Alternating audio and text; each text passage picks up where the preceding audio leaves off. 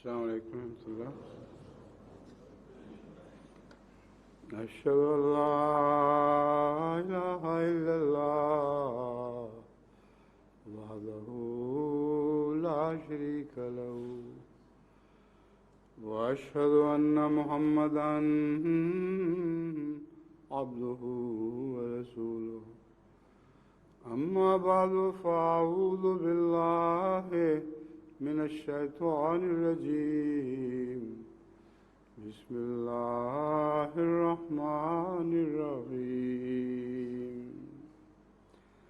الحمد لله رب العالمين الرحمن الرحيم مالك يوم الدين. إياك نعبد وإياك نستعين. اهدنا الصراط المستقيم صراط الذين أنعمت عليهم غير المغضوب عليهم ولا الضالين. ادعوا ربكم تضرعا وخفية إنه لا يحب المعتدين. ولا تفسدوا في الأرض بعد إصلاحها وادعوه خوفا وطمعا إن رحمة الله قريب من المحسنين. سورہ الاعراف آیت 56-57. اپنے رب کو عاجزی کے ساتھ اور مخفی طور پر پکارتے رہو. یقیناً وہ حد سے تجاوز کرنے والوں کو پسند نہیں کرتا. اور زمین میں اس کی اصلاح کے بعد فساد نہ پھیلاؤ اور اسے خوف اور طمع کے ساتھ پکارتے رہو. یقیناً اللہ کی رحمت احسان کرنے والوں کے قریب رہتی ہے. اب میں دعاؤں سے متعلق پہلے مضمون کو جاری رکھتے ہوئے دعائے قنوت کی ایک اور ورشن جس میں ذرا سا اختلاف ہے وہ ابھی آپ کے سامنے رکھتا ہوں. یہ مراسیل ابو داؤد اور شرح سنہ میں بھی الفاظ کے تھوڑے سے اختلاف کے ساتھ مذکور ہے. الفاظ اس میں یہ ہیں: اللہم انا نستعینک و نستغفرک و نؤمن بک و نتوکل علیک و نثنی علیک الخیر و نشکرک و لا نکفرک و نخلع و نترک من یفجرک. اللہم ایاک نعبد و لک نصلی و نسجد و الیک نسعی و نافد و نرجو رحمتک و نخشی عذابک ان عذابک بالکفار ملحق. اس میں معمولی سا لفظی اختلاف ہے، اس لیے اس کو بھی آپ کے سامنے رکھ دیا گیا ہے. اس کا ترجمہ میں آپ کو پڑھ کے سنا دیتا ہوں تاکہ جن لوگوں کو پوری دعائے قنوت یاد نہ ہو فوری طور پر وہ کم سے کم اس کا ترجمہ ہی ذہن میں رکھیں اور اسے پڑھ لیا کریں. مگر اصل تو دعائے قنوت وہی ہے جو رسول اللہ صلی اللہ علیہ وسلم کے الفاظ میں پڑھی جائے.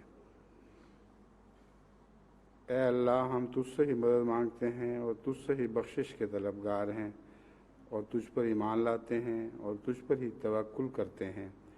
اور تیری بہترین ثنا بیان کرتے ہیں اور تیرا شکر کرتے ہیں اور کفر نہیں کرتے، اور جو تیری نافرمانی کرے اسے اپنے سے الگ کر دیتے ہیں اور چھوڑ دیتے ہیں. اے اللہ، ہم تیری عبادت کرتے ہیں اور تجھ کو سجدہ کرتے ہیں اور تیری طرف ہی دوڑتے اور تیرے حضور حاضر ہوتے ہیں. تیری رحمت کے امیدوار ہیں اور تیرے عذاب سے ڈرتے ہیں. یقیناً تیرا عذاب کافروں کو آ لینے والا ہے.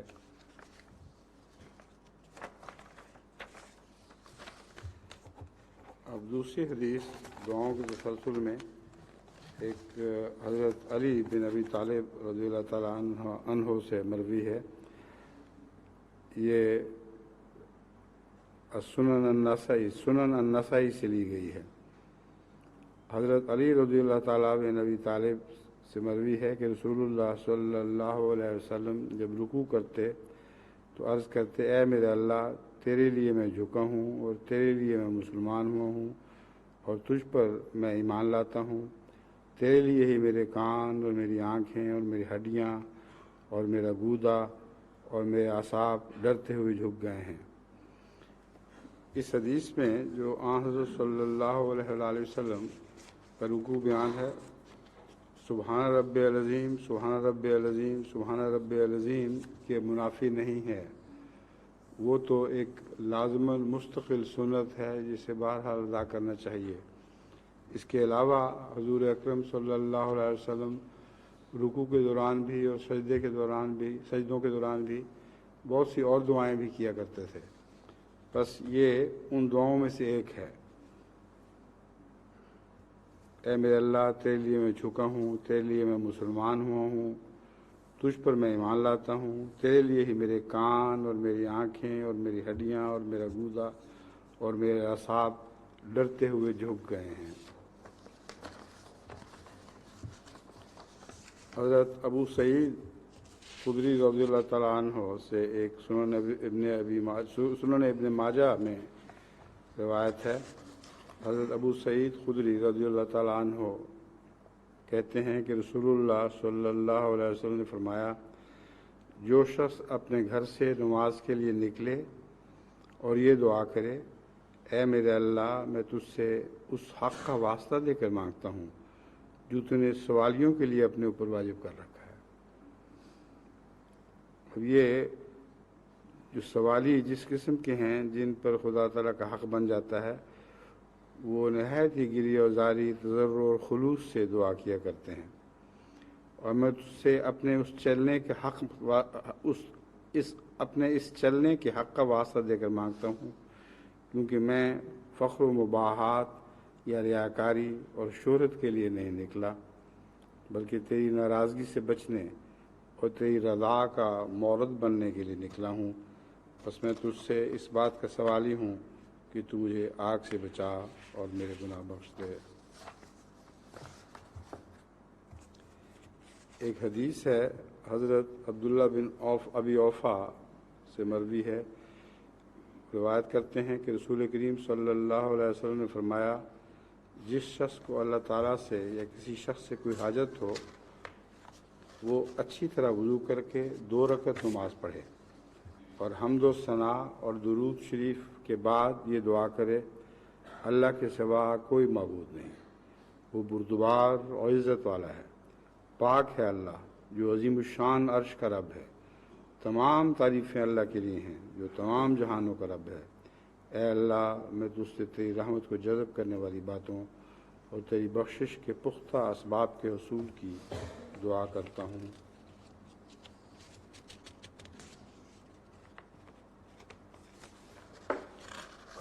اور ہر نیکی کو غنیمت جان کر کرنے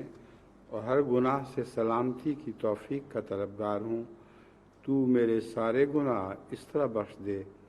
کہ ایک بھی باقی نہ رہنے دے، اور نہ کوئی میرا غم باقی رہنے دے مگر خود تو اسے دور فرما دے، اور نہ کوئی میری ایسی ضرورت باقی ہو جو تیری رضا کے مطابق ہو مگر تو خود اسے پورا فرما دے۔ اے سب رحم کرنے والوں سے بڑھ کر رحم کرنے والے،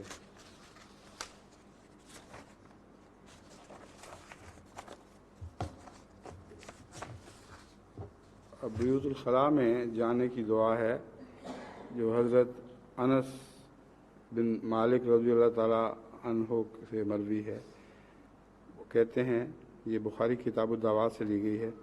کہ حضرت انس بن مالک رضی اللہ تعالیٰ عنہ بیان کرتے ہیں کہ نبی اکرم صلی اللہ علیہ وسلم جب بیت الخلاء میں داخل ہوتے تو یہ دعا کیا کرتے تھے، اے اللہ، میں تیری پناہ میں آتا ہوں ہر قسم کی ناپاکیوں اور ہر قسم کے خبائث سے۔ کہ جب نکلتے تھے تو حضرت عائشہ کی رضی اللہ تعالیٰ عنہا کی روایت ہے جو ترمذی سے لی گئی ہے، آپ بیان کرتی ہیں کہ نبی صلی اللہ علیہ وسلم جب بیت الخلاء سے نکلتے تو فرماتے، غفرانہ کا، تیری بخشش کا طلبگار ہوں۔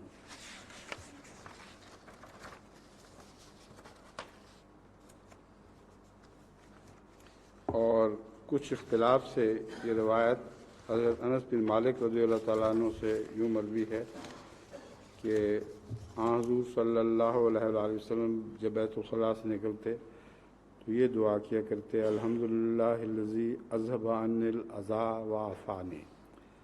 سب تعریفیں اس ذات کے لیے ہیں جس نے مجھ سے تکلیف دہ امور کو دور کر دیا ہے اور مجھے عافیت عطا کی ہے۔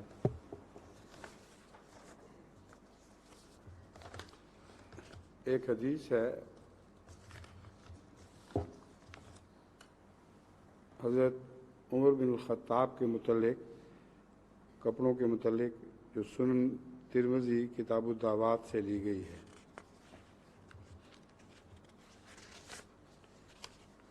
اس میں حضرت ابو امامہ رضی اللہ تعالیٰ بیان کرتے ہیں کہ حضرت عمر بن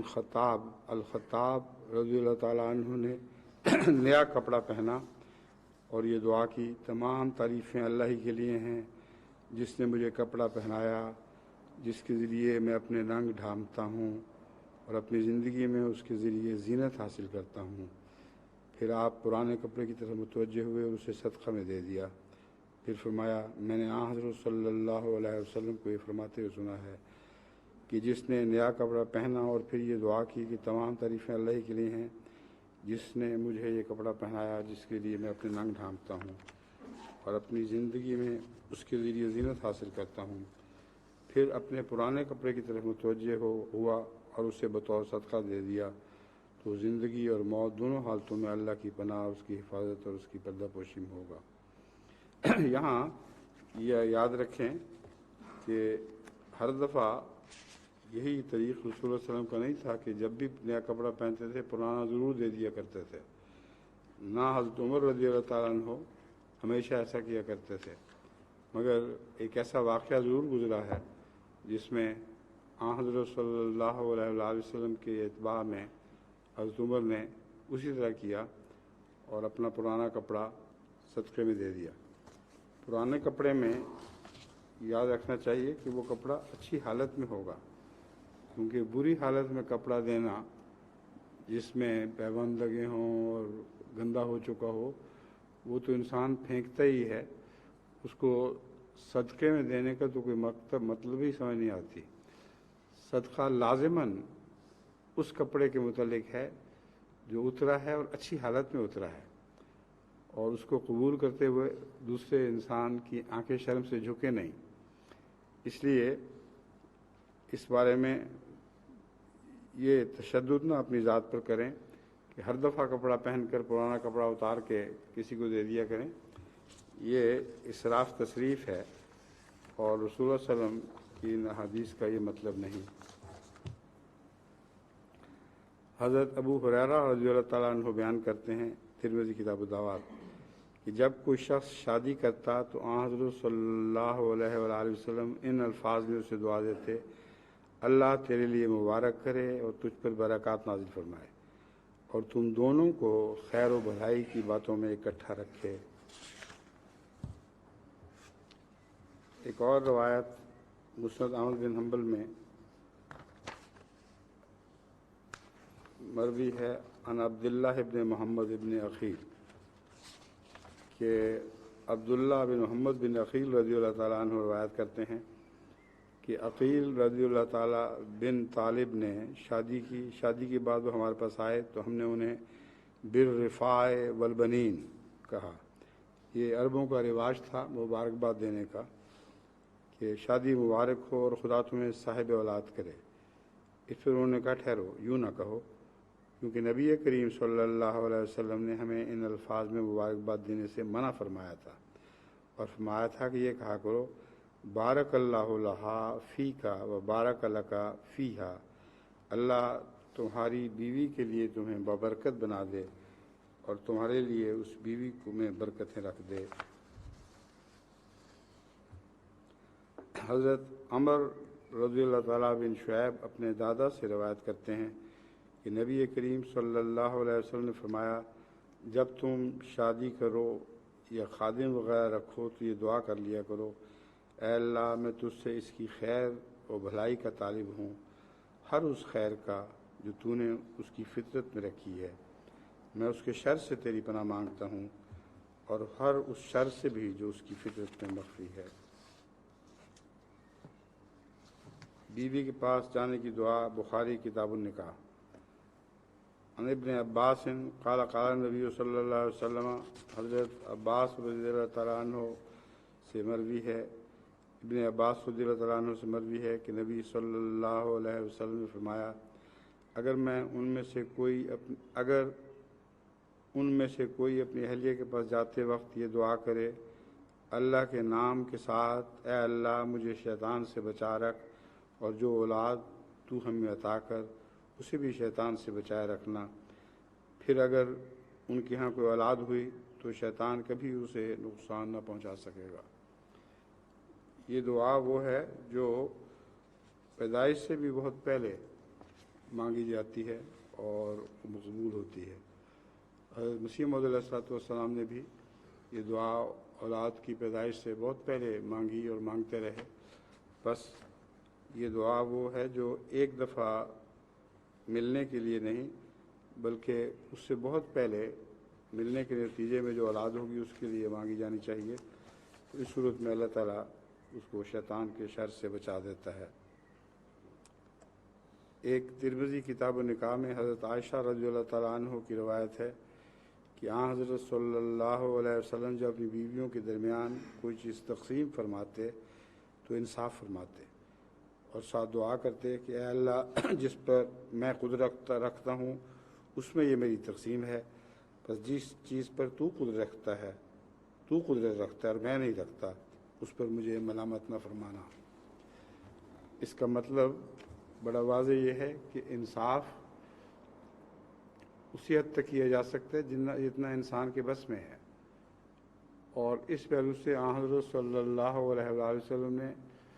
تمام بیویوں میں مکمل انصاف فرمایا، لیکن محبت کے معاملے میں انسان کا دل اپنے بس میں نہیں ہوتا، وہ اللہ تعالیٰ کے اختیار میں ہے۔ تو فرمایا اگر میں سب بیویوں سے ایک جیسی محبت نہیں کر سکتا تو تو مالک ہے، تو نے جیسا مجھے دل دیا ہے اس کے مطابق میں جو کچھ کر سکتا تھا وہ کر لیا، باقی تیرے اختیار میں ہے۔ تو اس بارے میں مجھ سے میری سرحد سے نہ فرمانا کہ میں ہر بیوی سے ایک جیسی محبت نہیں کر سکا۔ ایک دعا ترمذی کتاب الدعوات سے حضرت عبداللہ بن یزید ختمی انصاری رضی اللہ تعالیٰ عنہ سے مروی ہے کہ رسول اللہ صلی اللہ علیہ وسلم اپنی دعا میں کہا کرتے تھے، اے میرے اللہ مجھے اپنی محبت کا رزق عطا کر اور اس کی محبت کا رزق بھی عطا کر جس کی محبت تیرے حضور میرے کام آئے۔ اے میرے اللہ میری محبوب چیزوں میں سے جو تو مجھے عطا کرے اس کو میرے لیے قوت بنا دے تا میں ان کاموں میں ترقی کروں جو تجھے محبوب ہوں، اور اے میرے اللہ میرے محبوب کاموں میں سے جسے تو مجھ سے دور رکھے اس کو تو اپنی محبوب چیزوں میں ترقی کرنے کا ذریعہ بنا دے۔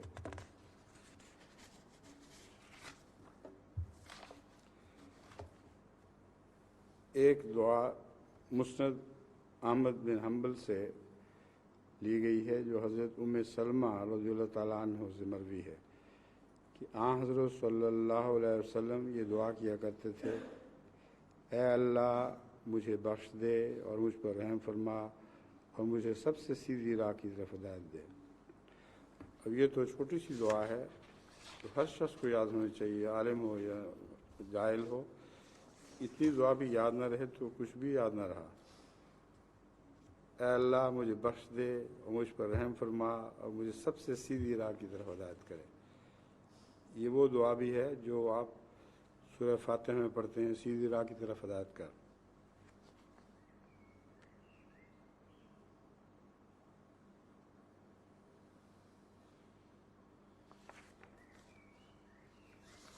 یہاں سبیل الاقوامہ کے لفظ ہیں، ایسی راہ جو سب راہوں سے زیادہ سیدھی ہے۔ حضرت انس رضی اللہ تعالیٰ عنہ سے ایک حدیث سنن ترمذی میں مروی ہے کہ آن حضرت صلی اللہ علیہ وسلم جب کسی غزوے پر تشریف لے جاتے تو یہ دعا کرتے، اے اللہ تو ہی میری قوت ہے اور تو ہی میرا مددگار ہے، اور تیری ہی دی ہوئی طاقت سے میں دشمن کا مقابلہ کرتا ہوں اور مد مقابل سے جنگ کرتا ہوں۔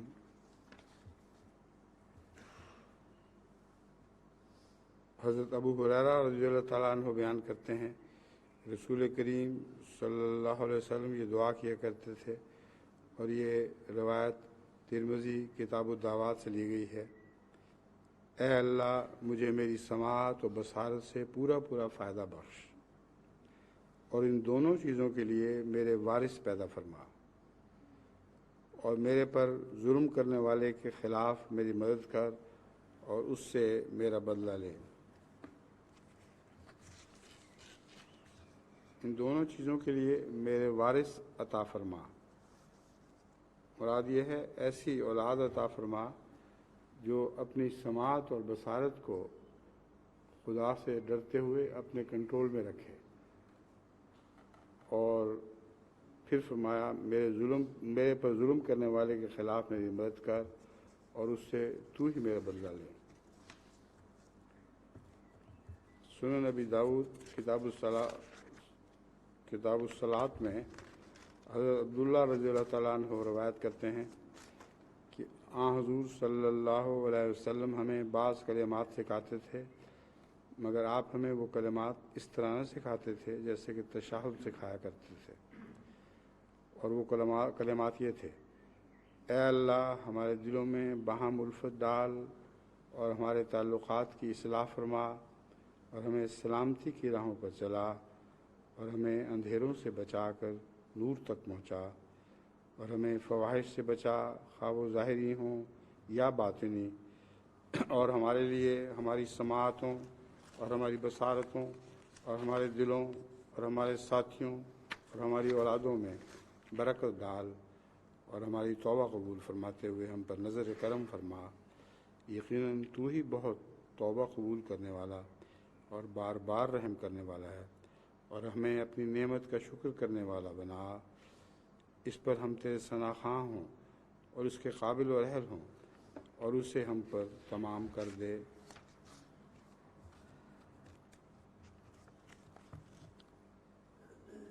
ایک روایت بنو ہاشم کے ایک آزاد کردہ غلام عبدالحمید اپنی والدہ رضی اللہ تعالیٰ عنہ سے یوں بیان کرتے ہیں، اور یہ ابو داؤد سے حدیث لی گئی ہے کہ آن حضور صلی اللہ علیہ وآلہ وسلم نے اپنی بیٹی کو صبح و شام اللہ تعالیٰ کی حفظ و امان کے لیے دعا سکھائی تھی کہ اللہ پاک ہے، اپنی تعریف کے ساتھ اللہ کے سوا کسی کو کوئی قوت حاصل نہیں، ہوتا وہی ہے جو خدا چاہتا ہے، اور جو خدا نہیں چاہتا نہیں ہوتا۔ یقیناً جس نے صبح کے وقت یہ کلمات کہے تو شام تک اس کی حفاظت کی گئی، اور جس نے انہیں شام کو دہرایا صبح تک وہ محفوظ رہا۔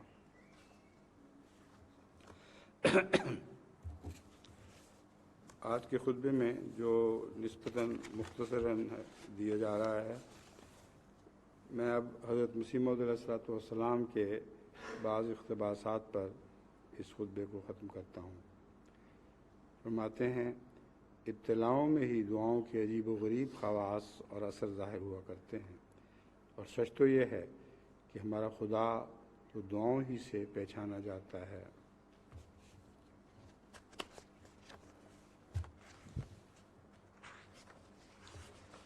دراصل مواد تو نسبتاً زیادہ تھا، مگر بعض بہت لمبی حدیثیں اس مواد سے اس لیے نکال دی گئیں کہ علم درایت کے روح سے وہ صحیح معلوم ہوتی نہیں تھی، اس لیے بظاہر روایت صحیح بھی ہو، اگر درایت کا مضمون عقل کا تقاضا ہو کہ حضور اکرم صلی اللہ علیہ وسلم ایسی بات فرما ہی نہیں سکتے، تو مجبوراً وہ چھوڑنی پڑتی ہے۔ آج جب میں نظر ڈال رہا تھا تو ایسی کئی حدیثیں مجبوراً چھوڑنی پڑی، اس کی وجہ سے یہ خطبہ نسبتاً چھوٹا ہو گیا ہے۔ خطبے میں تو کوئی تکلف نہیں ہوا کرتا، چھوٹا ہو یا بڑا ہو، چند لفظوں کا بھی ہو تو دل پر اثر کر دے تو یہی خدا کی مرضی ہے کہ چند الفاظ بھی ہوں، دلوں پر اثر کرنے والے ہوں تو بہت کافی ہیں۔ حضرت مسیح علیہ السلام فرماتے ہیں دعائیں حقیقت میں بہت ہی قابل قدر ہوتی ہیں اور دعاؤں والا آخر کار کامیاب ہو جاتا ہے۔ ہاں، یہ نادانی اور سوء ادب ہے کہ انسان خدا تعالیٰ کے ارادے کے ساتھ لڑنا چاہے، مثلاً یہ دعا کرے کہ رات کے پہلے حصے میں سورج نکل آوے۔ اس قسم کی دعائیں گستاخی میں داخل ہوتی ہیں،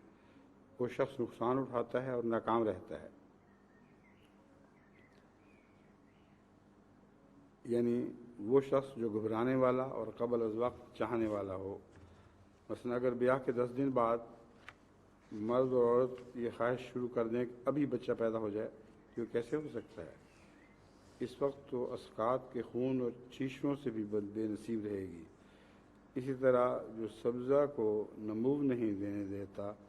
وہ دانہ پڑنے کی نوبت ہی نہیں آنے دیتا۔ مسلمان دعا سے بالکل ناواقف ہیں، اور بعض ایسے ہیں کہ جن کو بدقسمتی سے ایسا موقع ملا کہ دعا کریں، مگر انہوں نے صبر و استقرار سے چونکہ کام نہ لیا، اس لیے نامراد رہ کر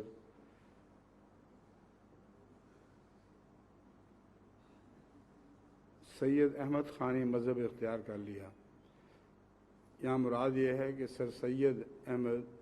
کا دعا کے متعلق یہ مذہب تھا کہ محض الفاظ ہیں جو پڑھے جاتے ہیں، مگر ہرگز یہ مطلب نہیں کہ اللہ تعالیٰ دعاؤں کو قبول کر کے کچھ تبدیل کر دیتا ہے۔ بس دعا دل کی برکت کے لیے ہے، اس سے زیادہ کچھ نہیں۔ تو یہ وہ نہایت ہی بیہودہ مذہب تھا جس نے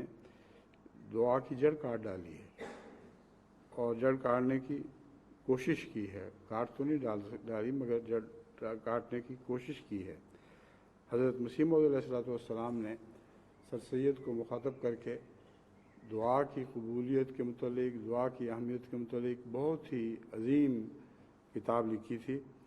بس آپ جب کہتے ہیں کہ سید احمد خانی مذہب، تو اس سے مراد سر سید احمد کا دعا کے متعلق مذہب ہے۔ یہ دھوکہ اور غلط ہی اس لیے لگتی ہے کہ وہ حقیقت دعا سے ناواقف محض ہوتے ہیں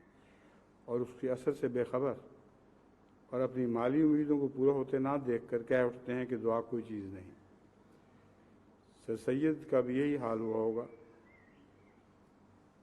بد نصیب کی اپنی دعائیں قبول نہ ہوئیں تو اس نے یہی سمجھا کہ دعا قبول ہوا ہی نہیں کرتی۔ دعا ربوبیت اور عبودیت کا ایک کامل رشتہ ہے۔ اگر دعاؤں کا اثر نہ ہوتا تو پھر اس کا ہونا نہ ہونا برابر ہے۔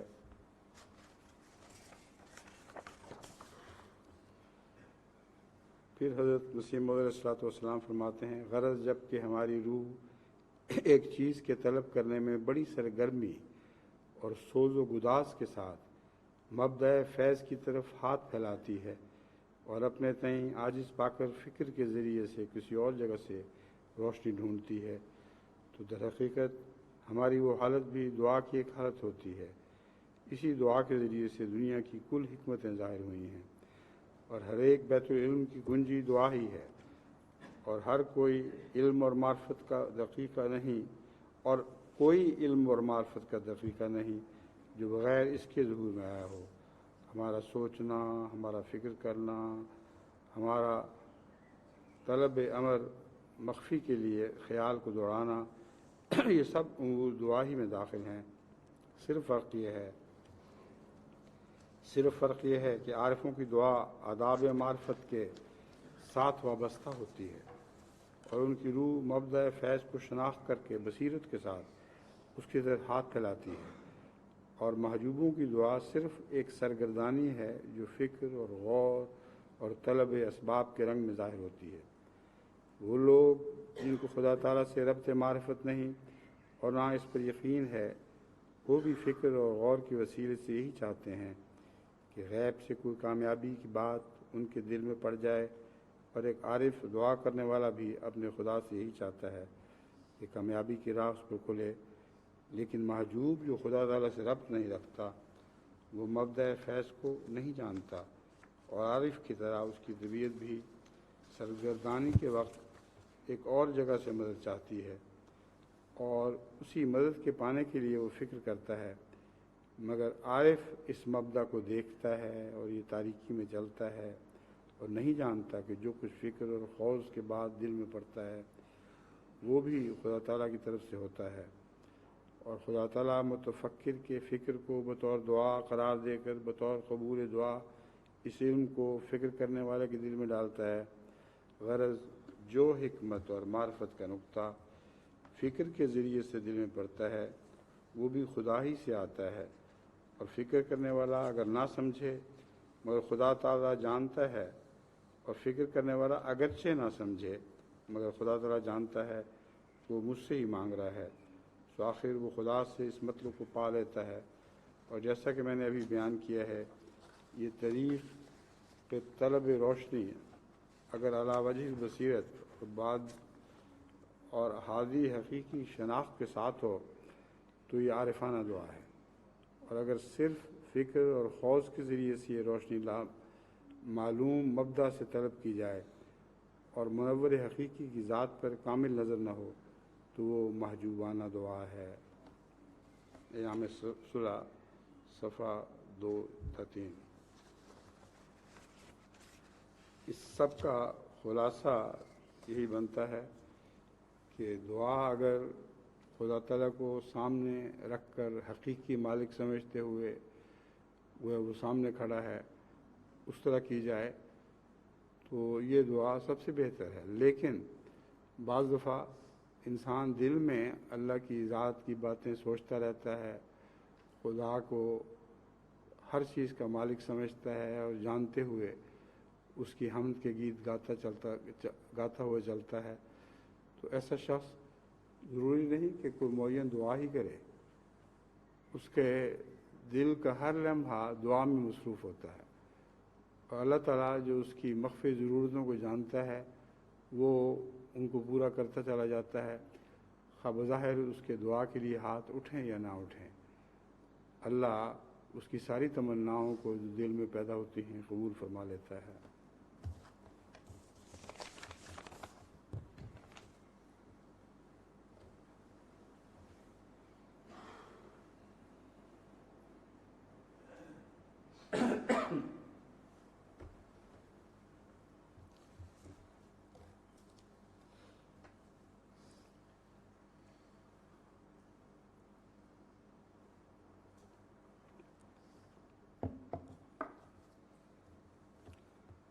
الحمد لله نحمده ونستعينه ونستغفره ونؤمن به ونتوكل عليه ونعوذ بالله من شرور أنفسنا ومن سيئات أعمالنا من يهده الله فلا مضل له ومن يضلله فلا هادي له ونشهد أن لا إله إلا الله وحده لا شريك له ونشهد أن محمدا عبده ورسوله عباد الله رحمكم الله إن الله يأمر بالعدل والإحسان وإيتاء ذي القربى وينهى عن الفحشاء والمنكر والبغي يعظكم لعلكم تذكرون اذكروا الله يذكركم وادعوه يستجب لكم ولذكر الله أكبر۔